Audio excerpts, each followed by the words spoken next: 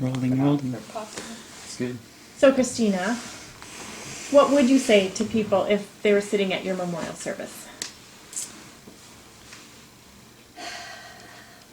Have some pie. It's probably good. I think main thing for sure would be I am so happy where I am. Nowhere else I'd rather be. If you could see what I'm seeing now, you'd understand. Don't be sad for me. It's the missing part, those still on earth, us being separated by death, which is the hard part because we're not meant for that separation. Jesus died so that we don't have to have that. And so death is hard because there's that temporary separation. But you have to know that I didn't come to an end, and I am living in the ultimate life. And be not sad for me, ever. And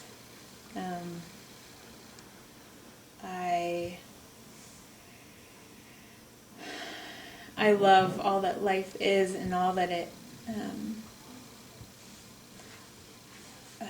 that it makes you be challenged in ways that grow you to a place you could have never reached on your own, but except for the challenges God puts you through, that that you have nowhere to go but Him. And that's a difficult and hard journey, but to come to the point where that is released and the blip of life on earth that we get to experience, drawing us into Jesus and what that looks like in His body, in His kingdom, just nothing more beautiful. And but then to move into the eternity of what all that was meant for. We are living in the eternity now. We're just in the before stage of preparation, and there's no better place. No better.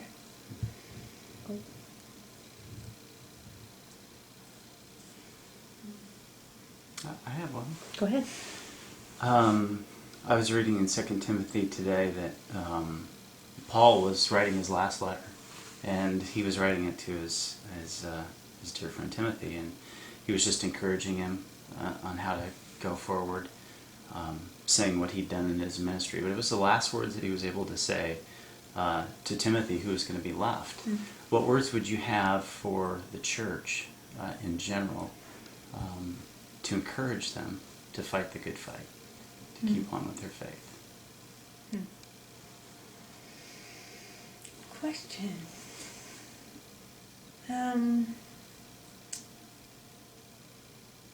The good fight never ends, and you never get to a point where you've arrived. I certainly haven't, and I'm well on the short end of the journey of that. And but it never ends, and actually that's the adventure of it to me, is that it's never over. And hard parts are never over. The amazing, beautiful, spectacular, miracle parts are never over. And the leaning completely on Jesus because you just have nothing. Things that would feel devastating to us, who I'm just tired of fighting, and I'm tired of this life being hard, and I can't do it anymore. I don't want to do it anymore. That never ends, but that's the beautiful part of it, because that's where God meets us. And when we don't need him in that way, or think we do, we're just closing ourselves off further and further from his blessing, his excitement for, or for the ability of us to be used because we shut it down ourselves. We don't like something to be hard, or we don't like to struggle, and it doesn't end. Your hard circumstance doesn't go away. Cancer doesn't go away. Whatever. That's the beautiful part of the good fight, is that it is a fight, but he's the one that equips us to do it. We don't do that ourselves. So my encouragement in that is just that when we can give up the insatiable need for a hard circumstance to just be over and start a new path or journey that seems easier, and we hold up our life until that passed finally, or we hold up that joy until we feel like feeling joyful again. We do that to ourselves, and we're choosing ourselves and our own desires over the abundance that God could have in store for us in that weak place. And through our weaknesses, his faith is made perfect, not through our strengths and all our amazing parts. He's glorified so much. No, this is through, I got nothing, but he has my everything, and that's all I could ever dream for my life. And that's the most adventurous part of walking with God that I love. And to the end, it's not about something being easy or hard. It's what could possibly bring God the most glory, and how could I let him use me in that? Whether it's death, and whether it's long life, whether it's cancer or not, or babies or not, any of that, he's not limited, and love that part. Before you, is there a red light on in the front? You see? I just want to make sure that. Don't think so. Oh No, it says recording. Oh. Okay, we're good. Repeat. Yeah. Go. Can we start over? What were those questions? That That was so good. Can you say it again? Anybody else? Questions? Yeah, I have a question. I know that you haven't always understood being in a hard place is a good place. Can you tell us how you came to understand that? Like starting with walks. Mm-hmm. I think, I came into the whole diagnosis at a really, really weak point in my life, and it had been struggling financially, trying to start up a business, just ended a serious relationship, and suddenly feeling just awful physically and not really knowing why, and a bunch of random things all working together. So I came to this point where it was that I got nothing place, and I don't even know where to step next, or breathe next, or think about anything to do with the future or any of that. And those were the nights I would go on long walks in my neighborhood in the dark, with my worship playing and just praying out. I don't know what to do. And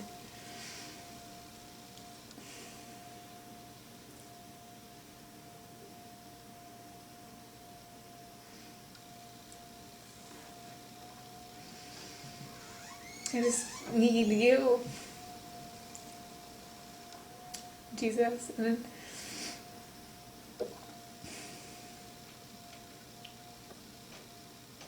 so I just prayed that walking, and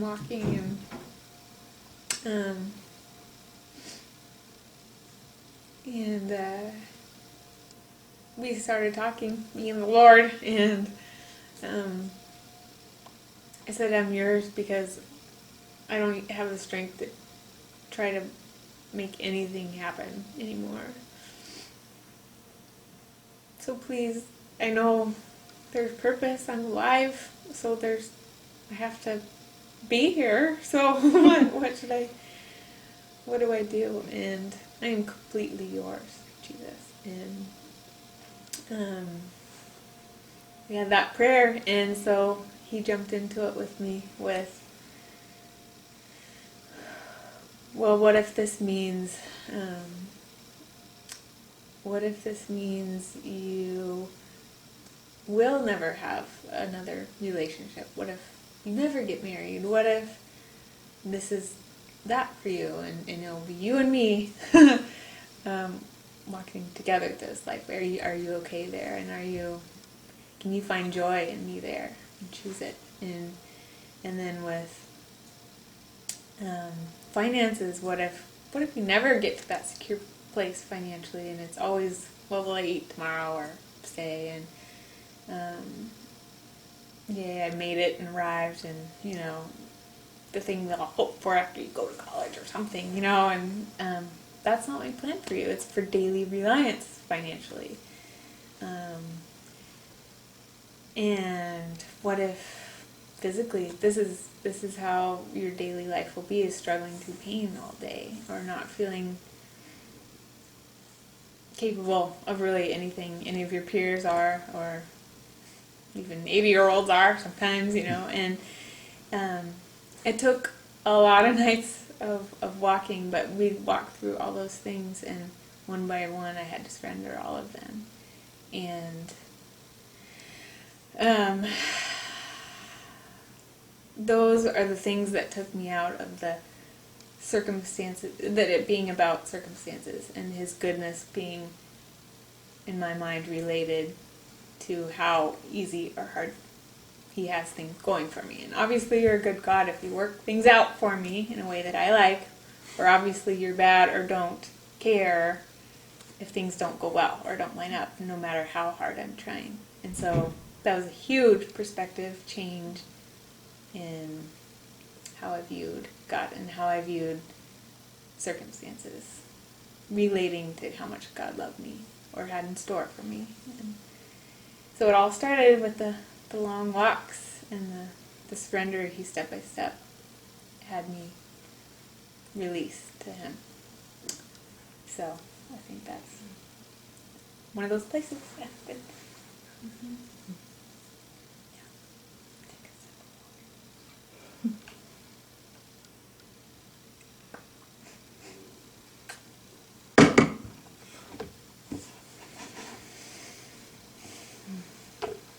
So tell us about Doug and Isaiah coming into your life.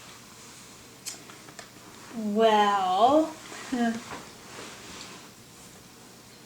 Doug came into the picture at a place I least would have expected and probably least would have chosen. It was at my probably rock bottom, physically as well as emotionally, just totally just down, out, couldn't see well physically. I was dizzy, I was throwing up, had no idea what that would mean for my physical life as an independent person, living alone in my apartment in Portland, and loving that independent life and working,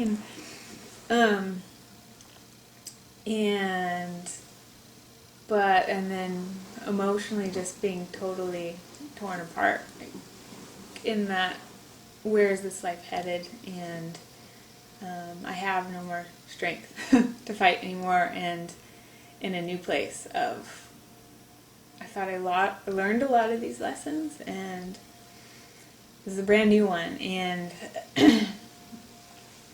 and I'm done having a story, and I'm done, being all public about it, and just you all seeing my vulnerable heart that just wants to crack in a million places.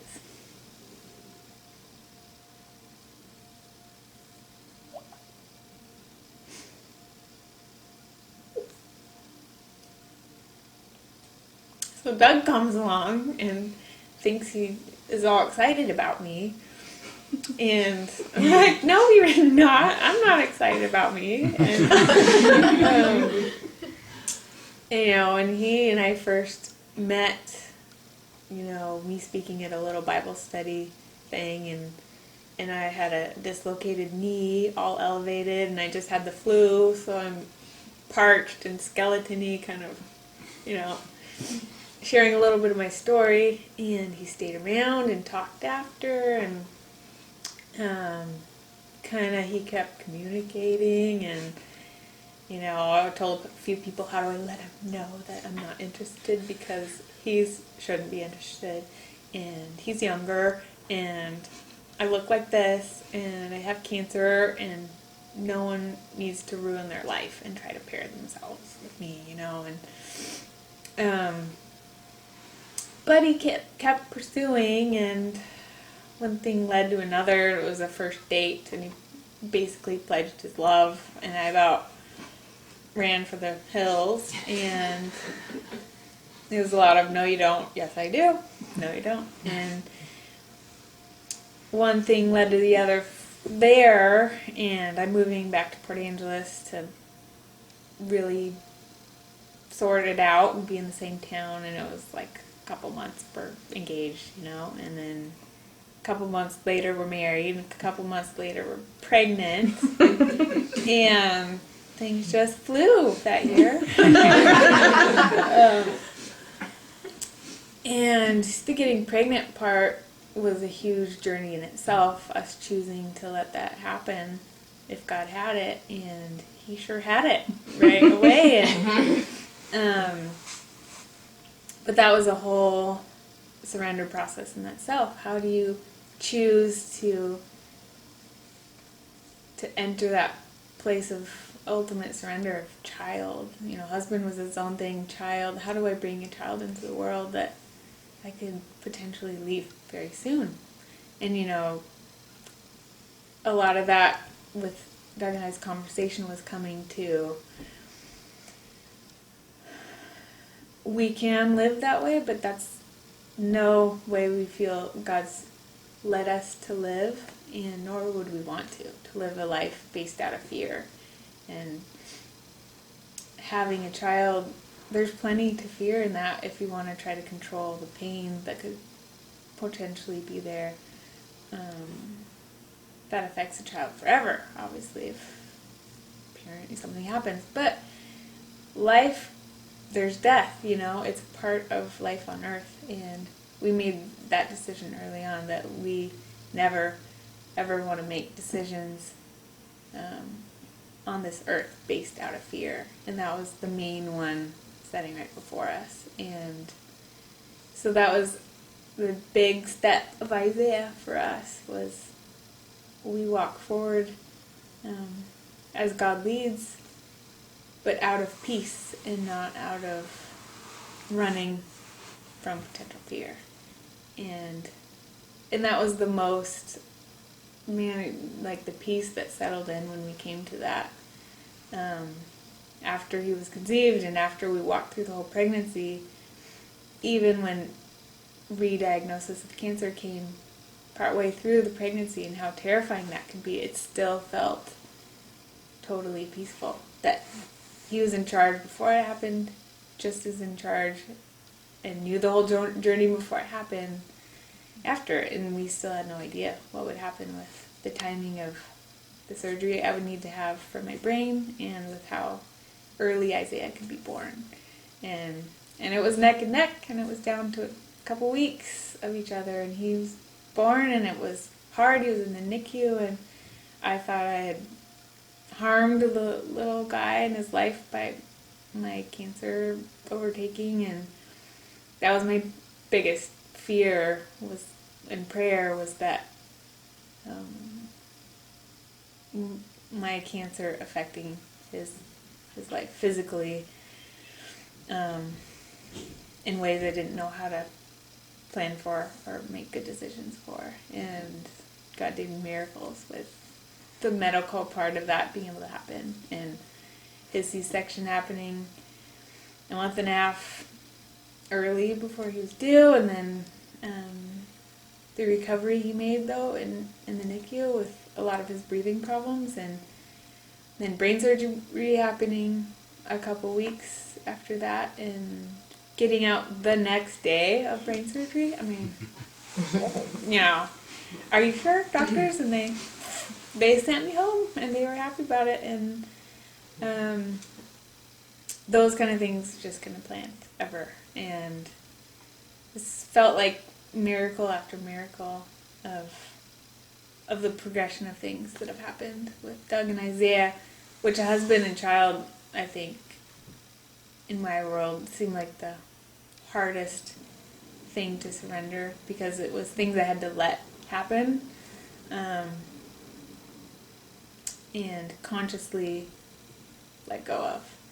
And when hurting other people because of my life, making the decision or it just happens is my greatest fear hang up. God walked me through those really specifically, and with Doug and Isaiah, and still to this day I have the biggest peace over the both of them, and how he's taken care of us so far. It doesn't end when I go. There's certainly nothing I'm doing that's holding anything together. He does it, and that doesn't end, and it's just a beautiful place. Beautiful.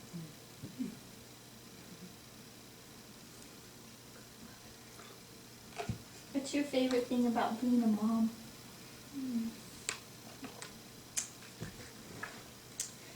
Best thing has been my special times with him.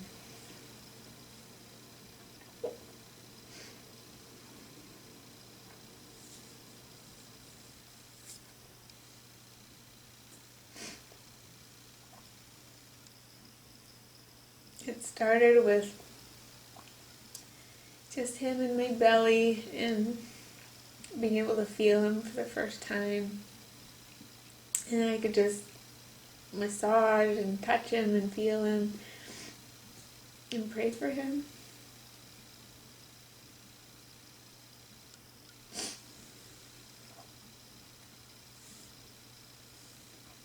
I just got to lay in bed and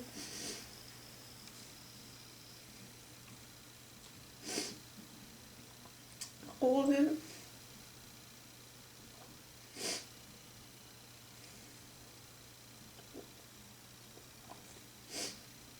And talk to him and pray to Jesus all about his little life and all that I hope for him. And that was a beautiful time. And I remember visiting him in the NICU, and I was so used to just feeling him and touching him, and he wasn't there, and he was right in the little bassinet, and I realized I missed having him with me all the time. It felt weird to leave the hospital and I don't get to go to bed with him and talk and pray over him, and that was a sweet moment to realize what a gift that time had been and how well I felt during the pregnancy, and that those moments of closeness were for real, and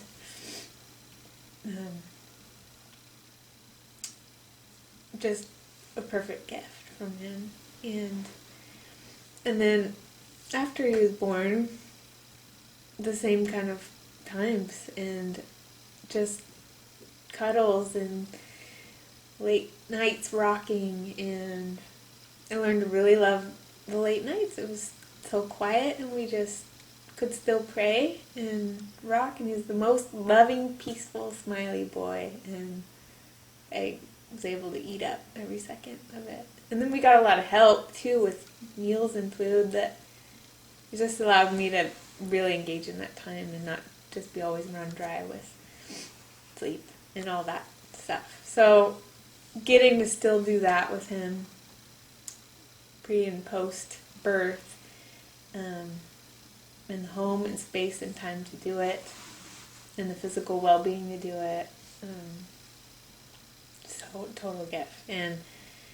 And now to be able to see him meeting everybody and his gigantic smile and watching what he already means to Doug and what Doug means to him and my family and all these friends, that just imagining the life he's going to have, and it's unlimited for what God can do.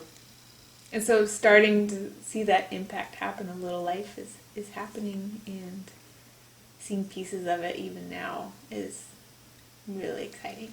And those are they feel like the sad moments of leaving that, watching that, but it doesn't end, and that's the beautiful part, is he lives that life, and we're all on the line of eternity, and I for sure get to be a part and see it, and have that role that was given to me in that time, and can't wait to see in store for what that little life has. So, yeah.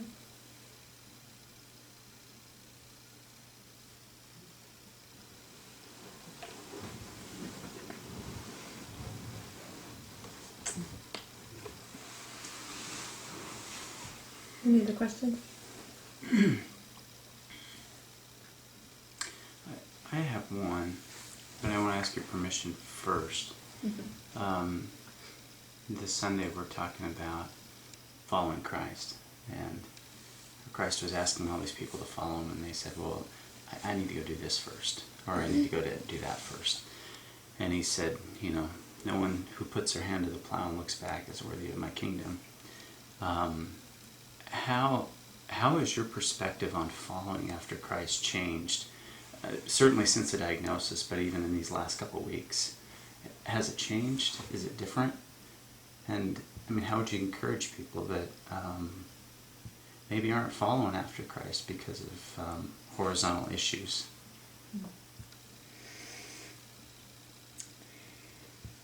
It's a great question. I think for me, that part has almost been a fun part of the reality of the situation, because it has forced me to live in a mindset that I should already have.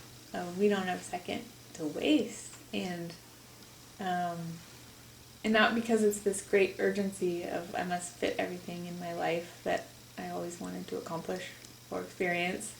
It's not at all like that. It's I don't want to miss a second to be used for whatever God would have. And speaking into